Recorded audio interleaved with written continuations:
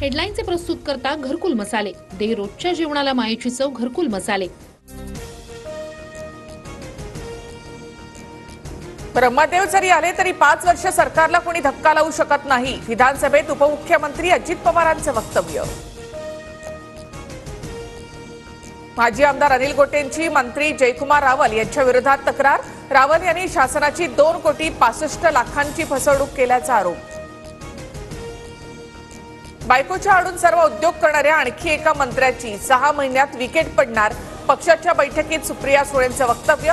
सुळेंचा रोख नक्की कुणाकडे? चर्चांना उधाण. येत्या काळात कुणाची विकेट जाईल हे काळ ठरवेल. हे महाविकास आघाडीचं सरकार नाही, आमचे सगळे मंत्री सक्षम. सुप्रिया सुळेंच्या वक्तव्यावर अमोल मिटकरींसह नितेश राणेंची प्रतिक्रिया. आणखी 7 ते 8 मंत्र्यांचा बळी जाणार, त्यासाठी भाजपचेच काही लोक आम्हाला माहिती पुरवतायत. सुप्रिया सुळे यांच्यानंतर संजय राऊतांचा दावा.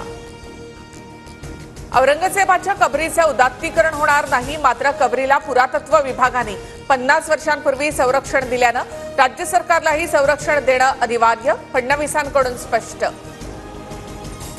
औरंगजेबाची कबर हटवण्यासाठी पुणे आणि छत्रपती संभाजीनगरमध्ये विश्व हिंदू परिषदेचं आंदोलन, तर औरंगजेबाची प्रतिकात्मक कबर आणत कोल्हापुरात बजरंग दल आक्रमक.